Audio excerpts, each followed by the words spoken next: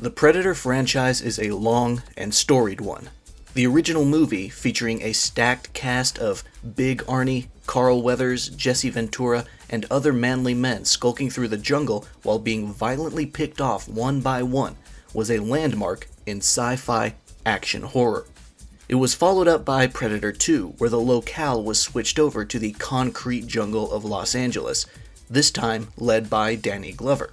And since then, After Predator 2, Predator media in the form of live-action film were often disappointing, if not outright terrible.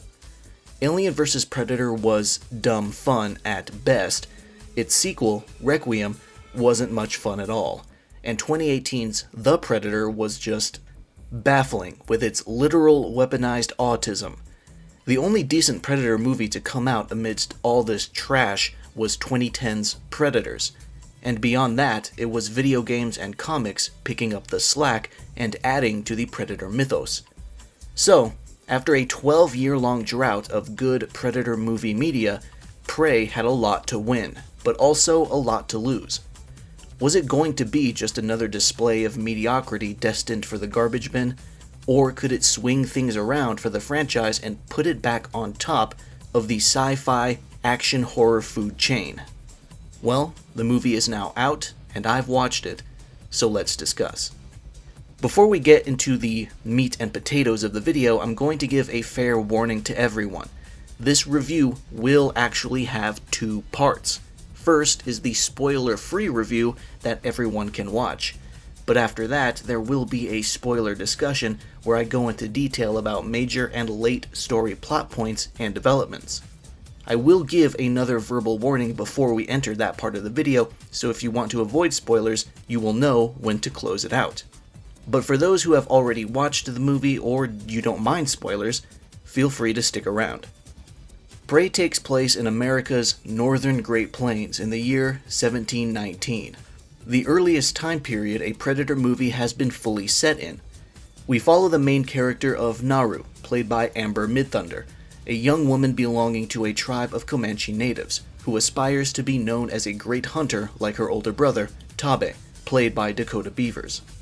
While accompanied by her dog, Sari, Naru notices a very odd anomaly in the sky, which she takes as a sort of sign of her upcoming rite of passage to become a fully fledged hunter for the tribe.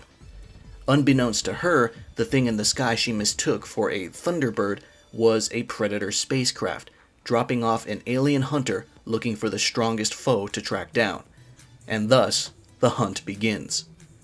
The first thing worth noting about Prey, before you even begin watching the movie, is its 100-minute runtime. And I will tell you right off the bat, right now, that it is a very well-paced 100 minutes. Something that could easily be a detriment to a film like this is feeling too slow or even too fast.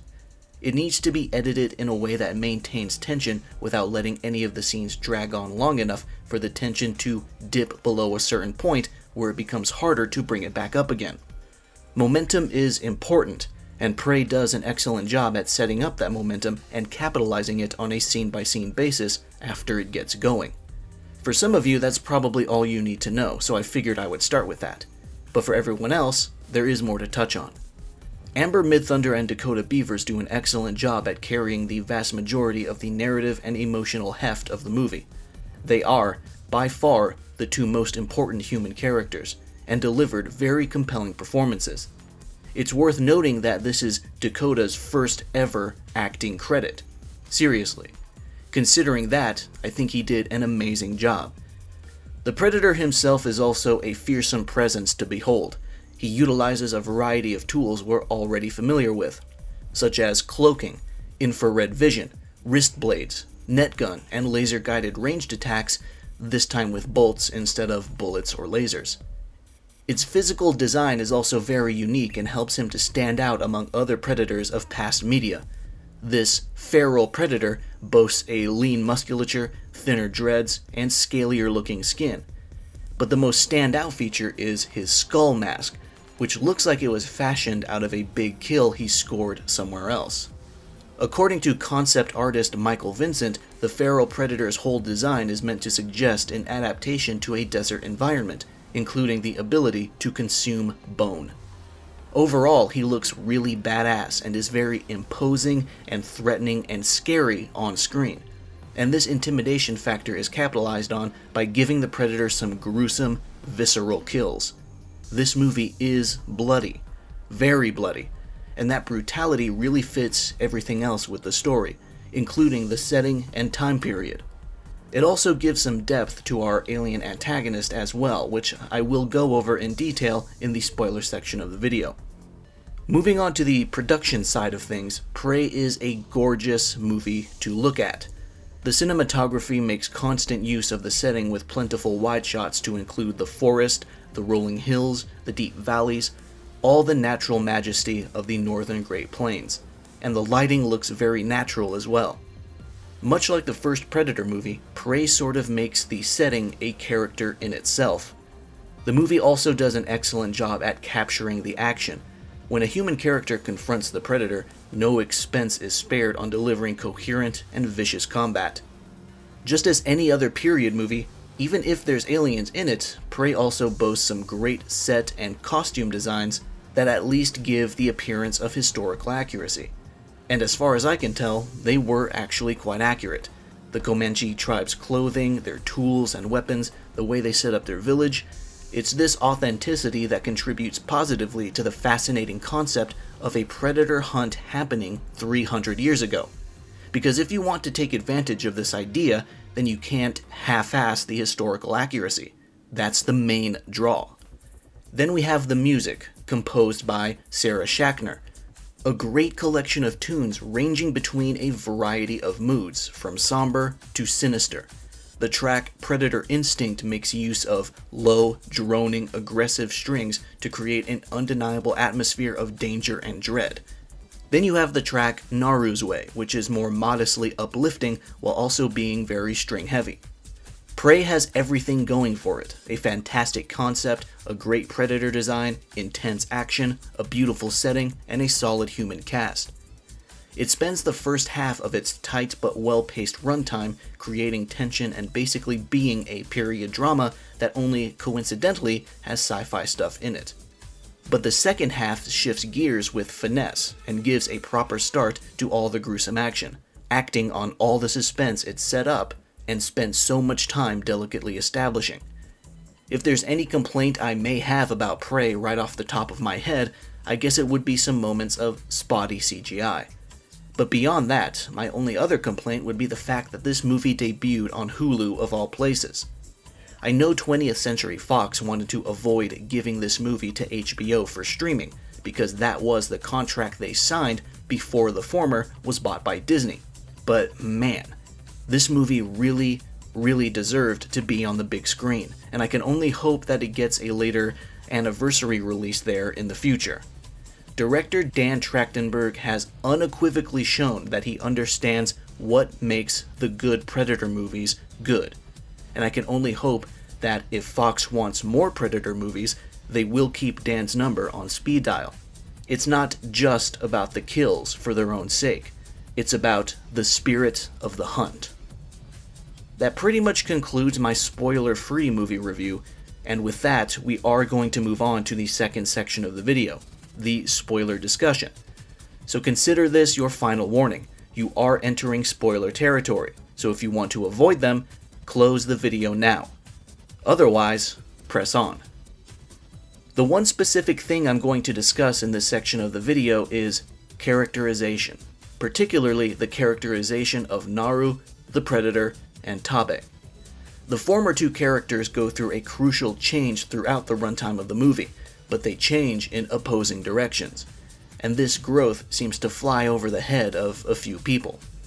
First, Naru, as the story goes on, becomes less prideful and more attentive and patient. At the very start, she's already shown to be a competent hunter for her tribe, but it's the overpowering desire to prove herself that ultimately holds her back by making her far too stubborn and eager, which causes her to slip up. From her point of view, the most difficult thing she does in the movie, aside from fighting the Predator itself, arguably, is when she finally admits, out loud, that the reason the Predator let her live as many times as he did is because he never saw her as a threat. It's a statement that humiliates and humbles her as it leaves her mouth. She spends all this time trying desperately to show that she's just as good of a hunter as her brother, but ultimately had to accept the fact that if that were true, the Predator wouldn't have ignored her like dirt on the ground on numerous occasions. Time and again, she escapes danger because she was never a blip on the bloodthirsty alien's radar. From the Predator's perspective, there was always more enticing prey around. First it was the bear, then the other hunters from her tribe, then the French trappers, and finally her brother. But once she takes that first step in admitting her weaknesses, she comes back stronger than ever. She puts together all the knowledge and resources she's gathered and manages to cleverly overcome this otherworldly opponent using her own strengths, instead of bullheadedly rushing towards danger like the Naru of the beginning of the movie would have done. But her victory wasn't gained only by her own growth, it was also gained by the Predator's regression. When we first witness our alien hunter, it stays cloaked pretty much all the time, carefully performing reconnaissance within the forest, staying out of sight, observing, and trying to find the strongest, most worthy prey to hunt.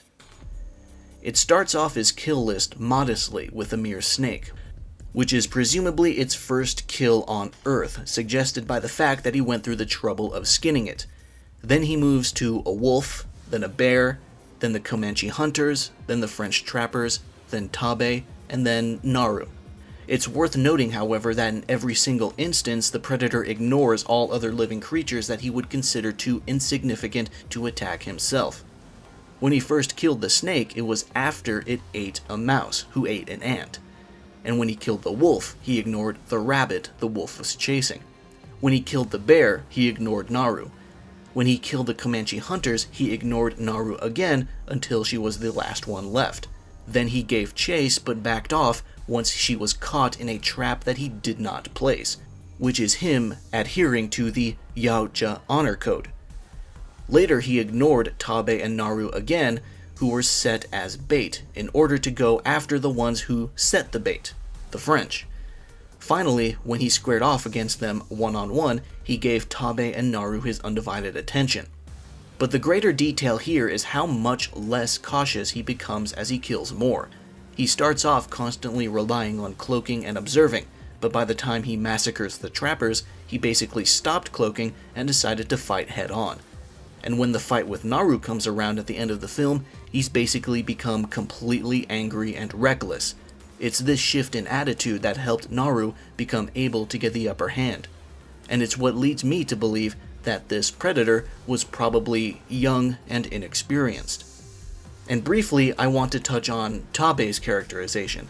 The movie spends a fair amount of time discussing how great of a hunter he is, but he remains modest throughout the movie, going so far as to even admit to Naru that the only reason he brought the lion home so easily near the beginning was because she had already injured it.